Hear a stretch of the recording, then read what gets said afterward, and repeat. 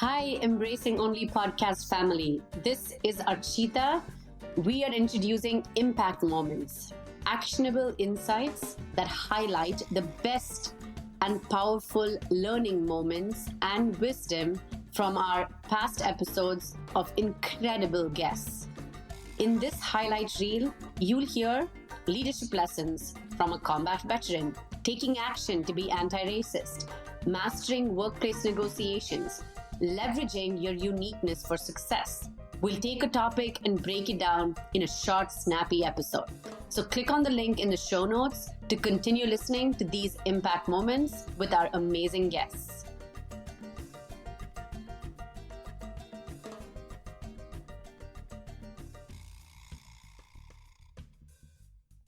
So if you were to talk about the only journey, because with every story you've shared so far, we're talking about that leadership experience across gender, race, and everything else. But you've had a very only journey. What did you say? 33 female fighter pilots in the Air Force out of about 3,500 when I first started. So less than 1%. Less than 1%. That is an insane number. So when you think about that, when you're an only, I've had a chance, I've had experiences in not so critical situations in my life, of course, because you were a fighter pilot, but of being an only, you don't get a lot of opportunity to fail forward and fail fast. So how did you embrace that mindset? Because that's something you really articulate in your book. You speak a lot of is embracing that fighter pilot mindset of failing forward. So how did you navigate that as being the only woman in multiple places and spaces and failure came knocking? Yeah.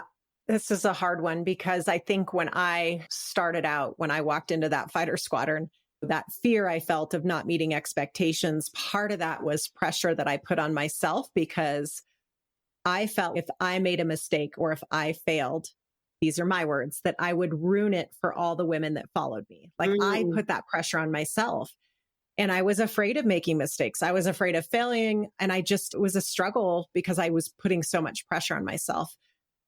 I also realized that, you know what, I'm a new wingman, right? I'm a new person in the unit and I'm going to have to prove myself like everyone else. So I tried to just flip it and get rid of the gender piece and just think about, I'm a new person in this unit. I've got to prove my credibility. I'm going to study hard. I'm going to work hard. I'm going to put in the hours, the effort, and maintain a good attitude through it all. I certainly had mistakes. It's going to happen at some point. Yes. And it's really hard not to be hard on yourself when those things happen. But I realized that a lot of it was your mindset in that moment. Did you wallow in the mistake and kick yourself over and over? And I've been there and I've done it and it is not healthy and it is not effective. And my performance did not improve at that point. Or can you just look at the mistake that you made, figure out why you made the mistake, right? What is that root cause of the mistake? What can you learn from it? And then what will you do the next time? And what I realized is that our instructors, right, the leadership in the unit was really watching just to see how you would respond. They know you're going to make mistakes. You're a new pilot. You're a new person in the unit. You're going to make mistakes. So they're really looking to see what's your mindset? How do you deal with those mistakes? Because what they're looking for is someone that will get back up, dust themselves off, and then give it another go. So it really was just a mindset shift for me. I initially put so much pressure on myself. I saw what happened when I made mistakes and just kept thinking about the mistake. It did not get better. I think one of the things about being a fighter pilot is they put us in these scenarios where we do a debrief after every mission, where we have to talk about our mistakes. We talk about what we did well, but we also talk about our mistakes. And it just helps us normalize mistakes. It helps us to see it as learning instead. And that to me was my shift. That was my mindset shift of, okay, this isn't about mistakes and failure. It's about the learning. It's the failing forward that comes out of that. My gosh, okay, two things there, a lot of great stuff. Two things I'd really like to unpack a little bit more. So we'll start with the second one first, which is the debrief.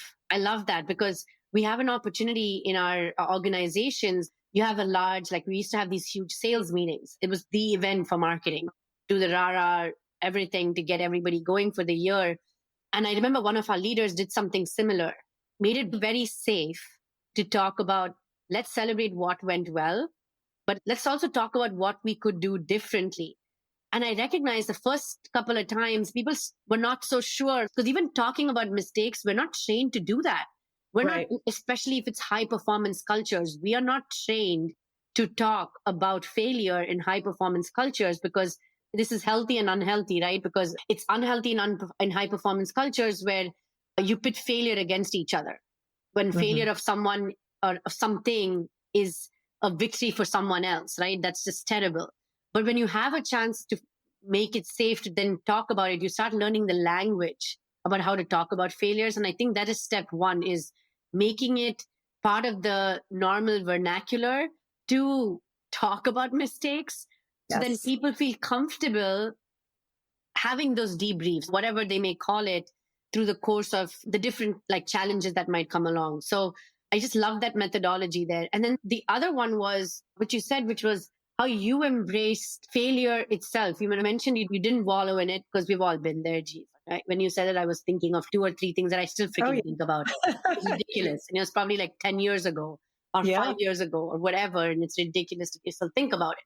But what you did say that you have people consider is shifting that mindset of, okay, it's happened. What did I learn from it? And how do I move forward? Like in your journey, those moments of learning to move forward, did they start within yourself most of the time? Or did you need counsel? Did you need like engaging, collaborating with someone else to recognize that it's time to step out of that wallowing in your own, I hate to say mistake or failure or whatever it is?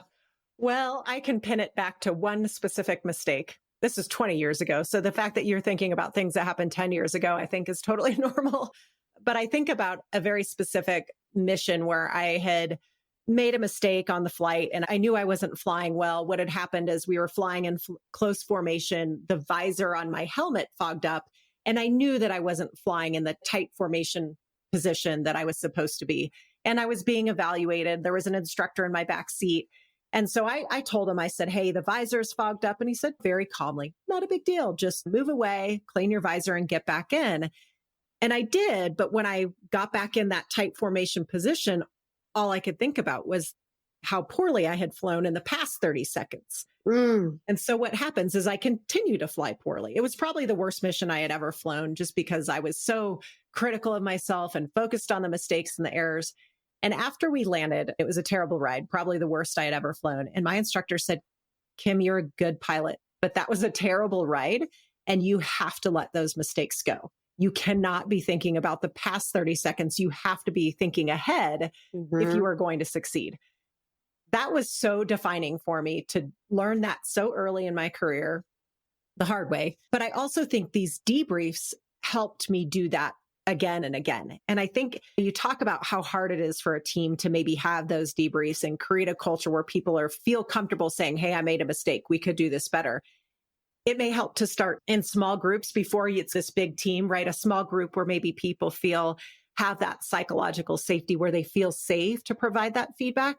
But it also helps when the leader says, hey, here's something I could have done differently. Yes. And one of the things that I learned in those debriefs is one of the things that really helps is you say, hey, actually, I knew my briefing or my explanation of that wasn't very good. I could have done that better. That would have helped you all perform better. So taking ownership first and showing everybody that it is okay. But there's also the follow-on, right? You can't just say, oh, no, this is a safe space. And then after a team huddle or a debrief or whatever you call it, an after action, that then those people that admitted those things are now punished in some way. There are different levels of mistakes here that we're talking about, but it is all about creating that culture of safe space where people are not going to be blamed or shamed for admitting mistakes. Yes. Oh my gosh. I'm like, yes to all of it. It's so true. It's so true. I think practice speaking about mistakes, that is critical because I feel like just that is such an underrated skill of a team and an underrated skill for yourself. Because I remember most recently I was trying something and then it didn't go as well as planned. I think it took me 2 weeks before I could sit down and then I think through my mistakes through collaboration. So I was talking to my husband about it and it felt so sick and uncomfortable to say, I could have done this better. This could have, not because I could have, but I made this mistake because, and it is okay. But saying it out loud gave me permission to just try. And I think as much as we have our teams practice it, if we can practice it as leaders ourselves, we then make it easier for them because we have that follow through afterwards then, because we've practiced it for ourselves, and we can do that for our teams as well. So thank you. I just really love the debrief of mistakes. Yes, everybody tune into that.